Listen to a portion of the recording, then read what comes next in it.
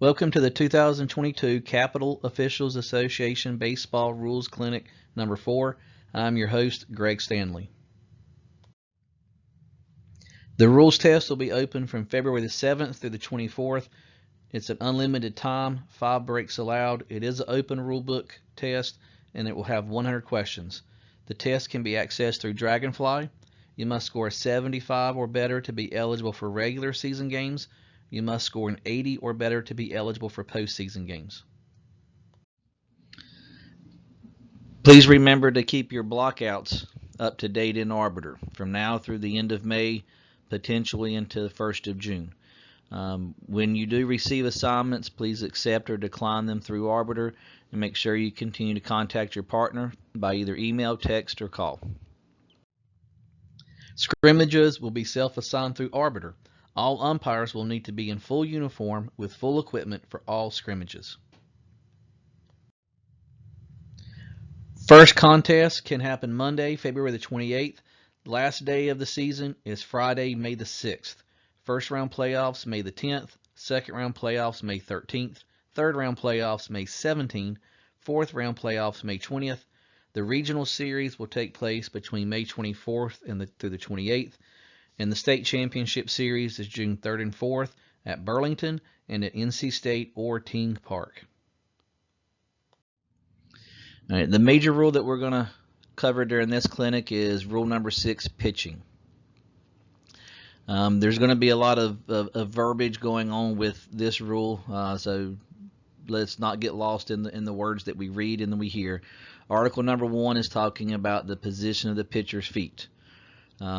And the position of the pitcher's feet will determine whether he will pitch from the wind-up or the set position. He shall take his sign from the catcher with his pivot foot in contact with the pitcher's plate. And then the pitching regulations begin when he intentionally contacts the pitcher's plate. Turning the shoulders to check runners while in contact with the pitcher's plate in the set position is legal. Turning the shoulders after bringing the hands together during or after the stretch is a balk. So again, the difference there between the word set and the word stretch. If he has not brought his hands together, he's pivot foot on the rubber, he's getting a signal from the catcher. At that point, he can turn his shoulders to check a runner at any base. But when he begins the motion of bringing his hands together, once his hands come together, he can no longer turn his shoulders to check a runner at any base. If he does, that would then be called a balk. A new interpretation for how pitchers can receive the signal has come into play this year. In the casebook situation 6.1.1K, the shaded area on page 50, a pitcher can receive his pitch signal from the dugout, but he must simulate getting the sign from the catcher. If a wristband is being used for the signals, then it must be on the glove arm and cannot be on the belt. This interpretation has come directly from Mark. Rule 6, pitching, section 1, article 2 is the wind-up position. Pitcher's hands can be together in front of his body, or he could have both hands at his side, or he could have either hand in front of his body and the other hand at his side.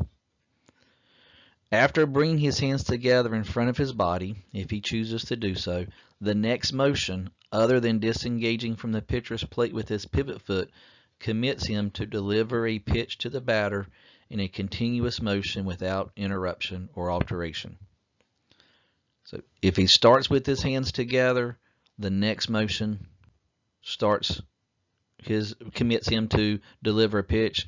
If he starts with his hands separate and he brings them together, he can adjust the ball to get a grip on the ball, but his next motion then commits him to deliver a pitch. The pitcher's non-pivot foot shall be in any position on or behind a line extending through the front edge of the pitcher's plate.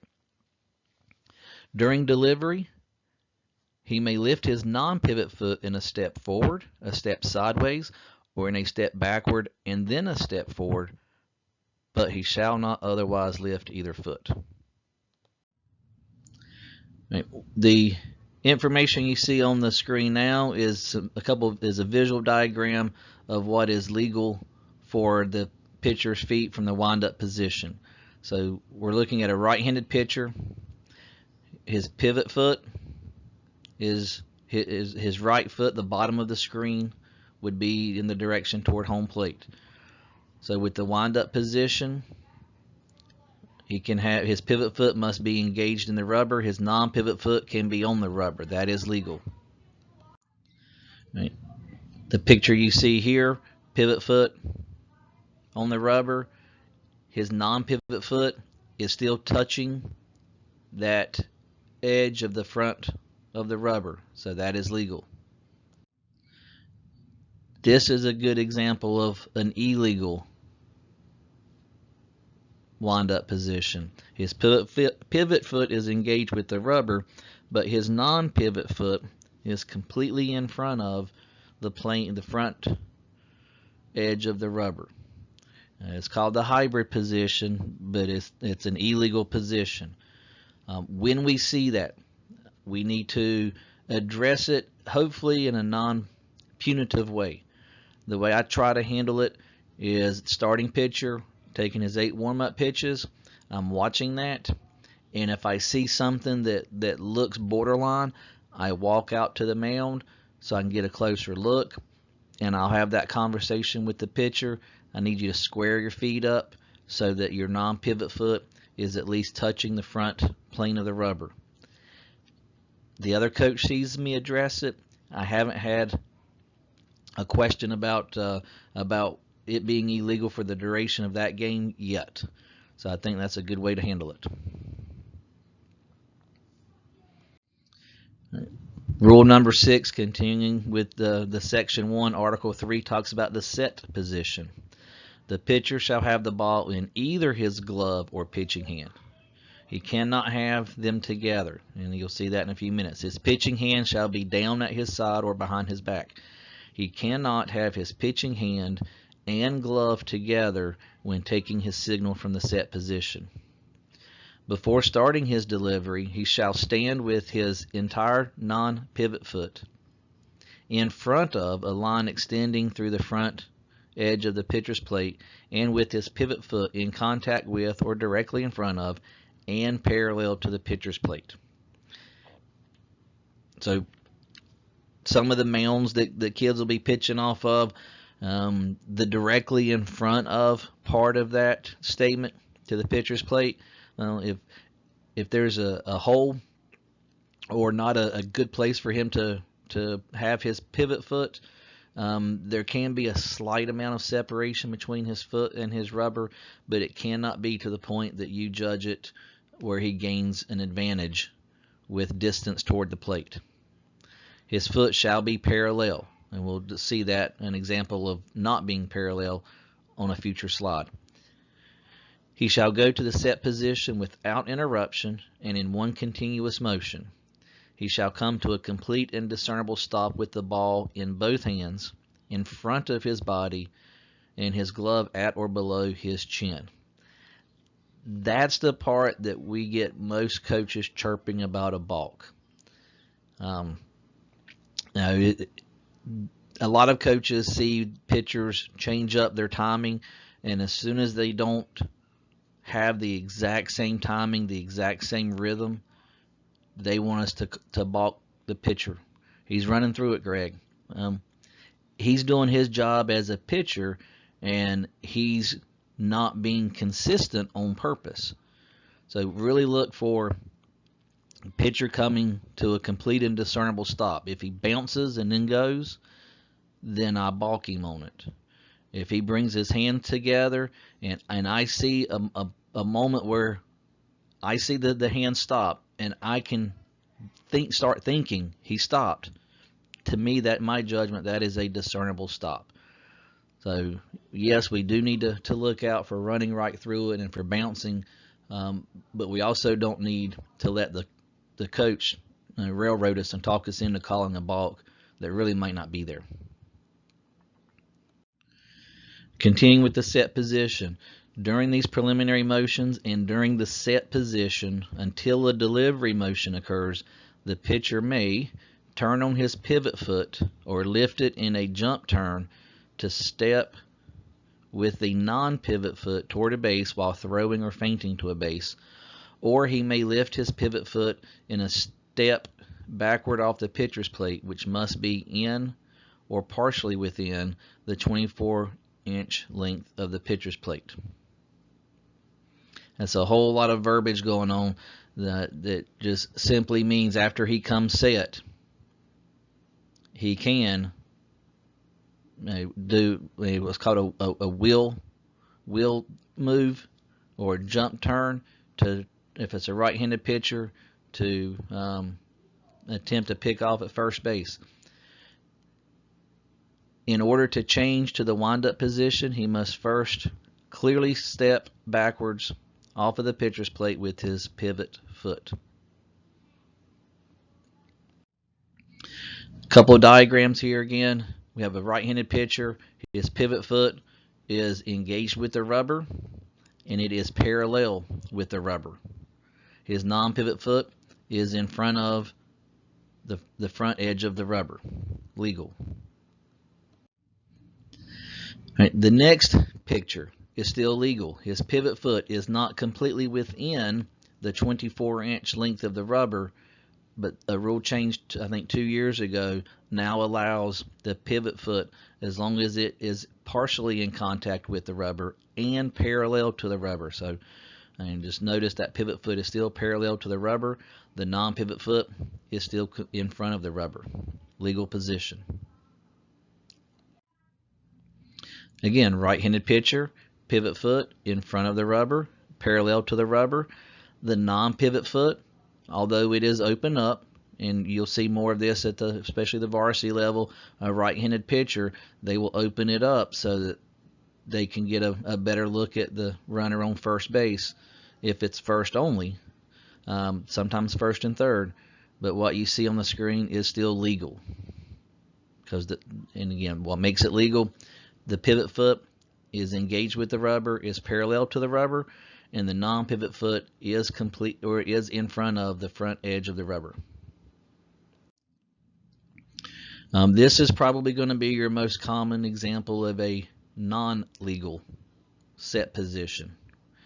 What makes this not legal is the pivot foot is not parallel to the rubber.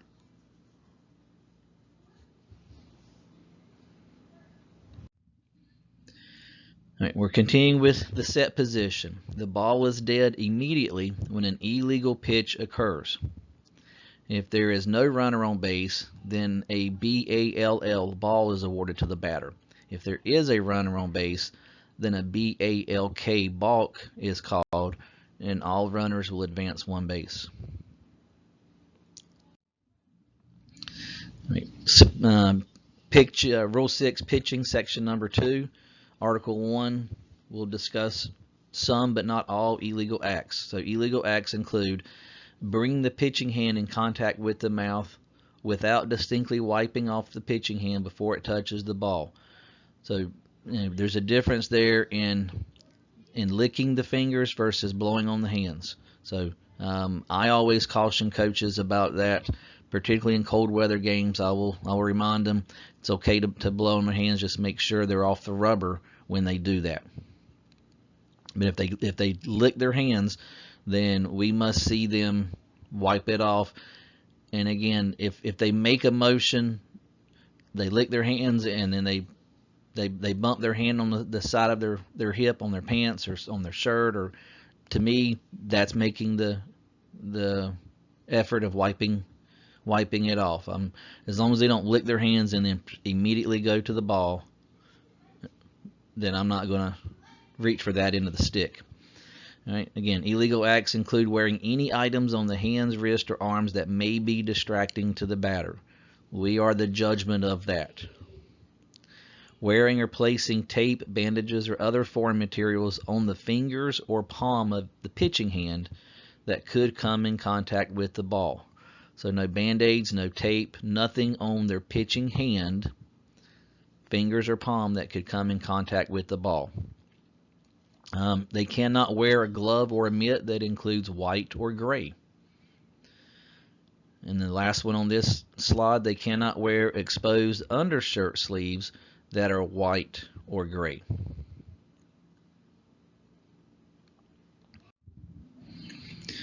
Continuing with section 2, the number of warm-up pitches to start and between innings. The starting pitcher is allowed 8 warm-up pitches. I have a very consistent routine with that. I usually take 3 warm-up pitches as if a right-handed batter is at bat. I take 3 warm-up pitches as if a left-handed batter is at bat. And during those 6 pitches, I'm starting a conversation with the catcher.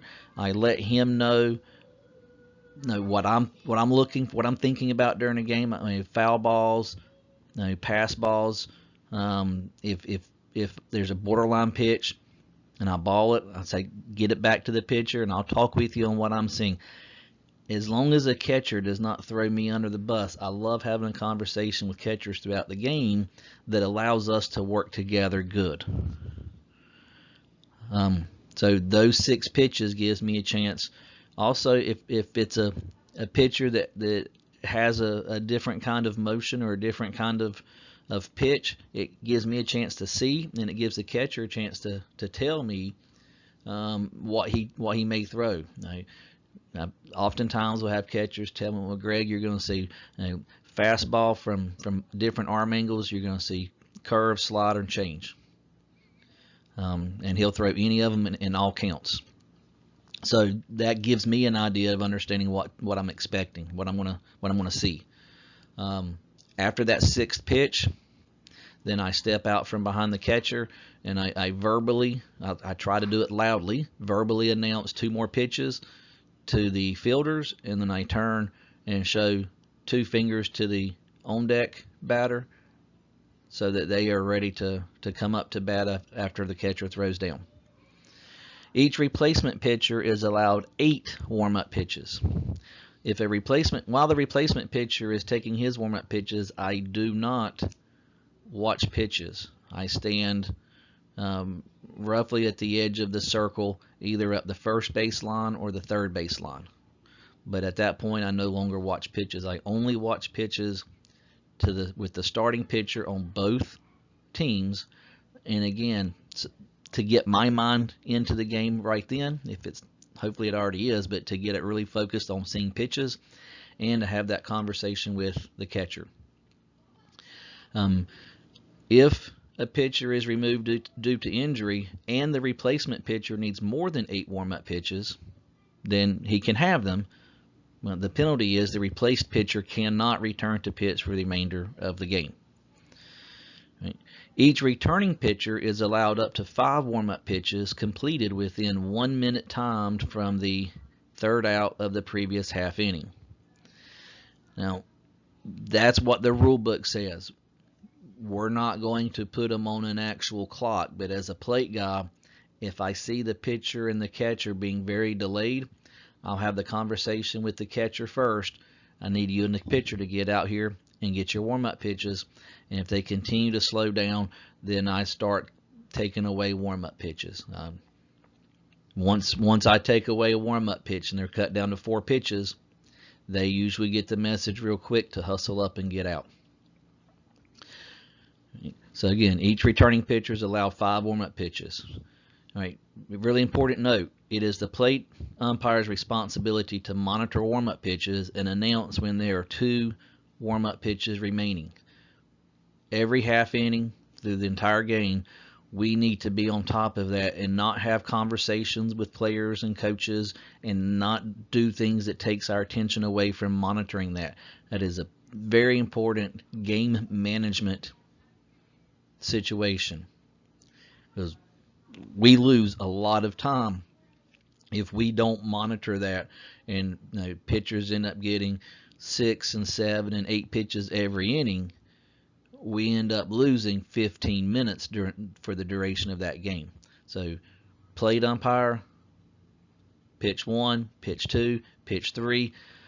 My mechanic and my system for that is when the pitcher receives that ball back from the catcher after the 3rd warm-up pitch, I like to make eye contact with him and show him 2 fingers and most time they'll nod their head, okay, acknowledging that.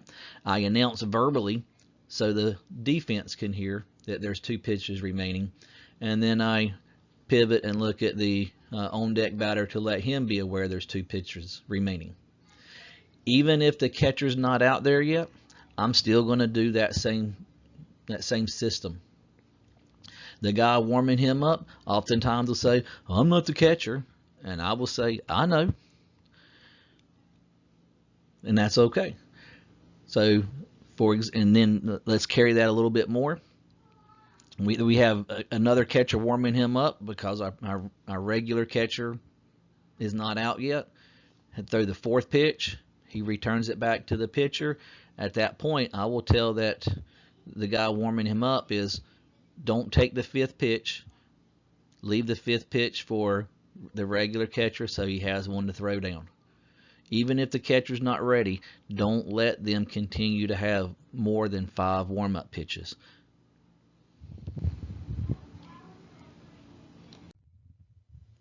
Rule 6, pitching, section number 2, article 4, is about balks.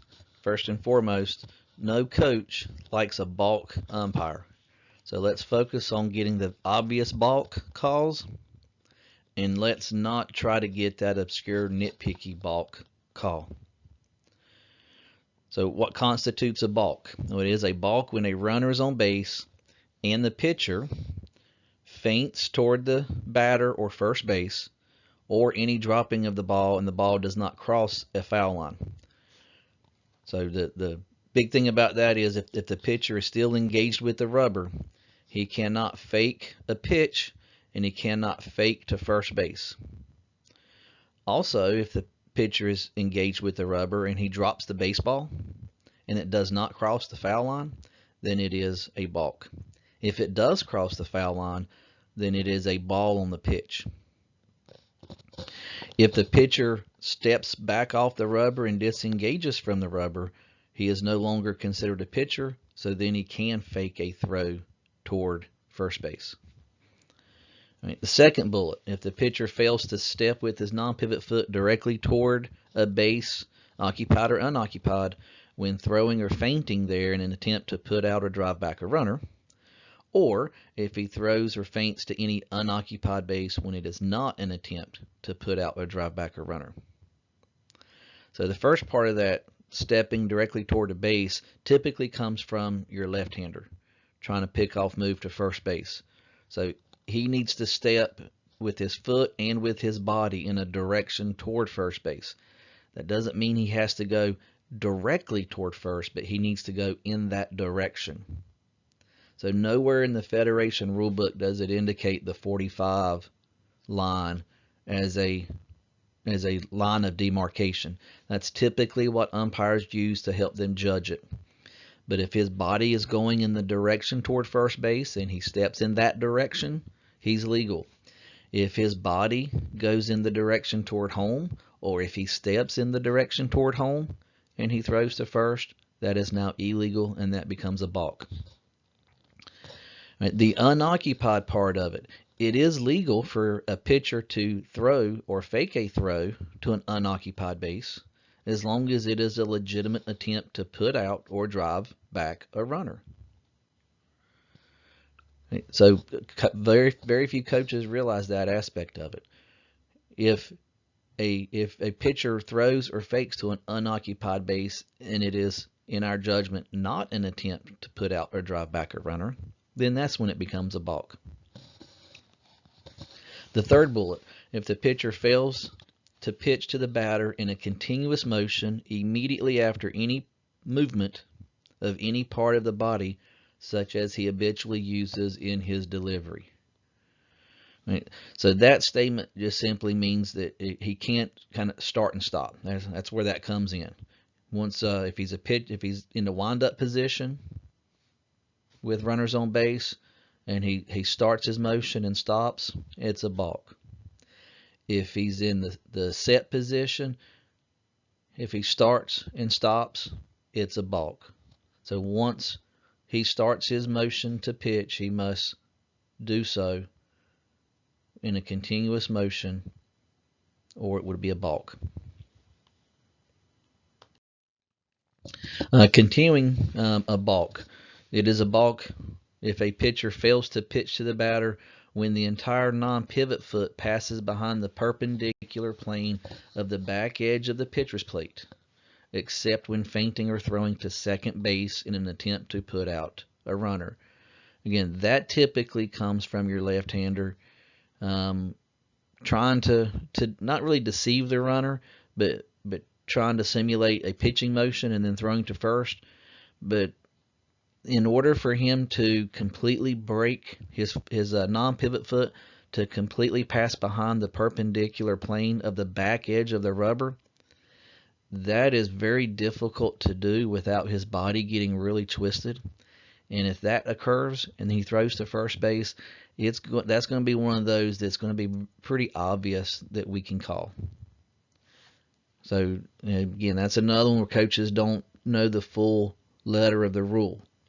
They just simply think that if the foot goes goes to his pivot foot or to the rubber, it has to go completely behind the back edge of the rubber. It is a balk while he is not touching the pitcher's plate. He makes any movement naturally associated with his pitch. That one doesn't happen very often, but if he's not engaged with the rubber and he starts any movement that's naturally associated with his pitch, then that becomes a balk. The third bullet that you see, it is a balk if he places his feet on or astride the pitcher's plate, or positions himself within approximately 5 feet of the pitcher's plate without having the ball. That typically comes in with the hidden ball trick. So in order for the hidden ball trick to be legal in Federation, the pitcher, a good rule of thumb to use is the dirt circle. He cannot, by the letter of the rule it says 5 feet. I'm not going to take a tape measure out to see what 5 feet is. So I typically use the mound or the dirt circle as my judgment. If he's not on the mound or the dirt circle, then he's not limited to having to have the ball, and the hidden ball trick is intact. Once he gets on that rubber, or I'm sorry, once he gets on that mound and he does not have the ball, and they are trying to do the hidden ball trick, then we have a potential balk there. In closing, please complete the attestation form at the link in the description box to affirm that you have watched this video, and thank you for watching the video.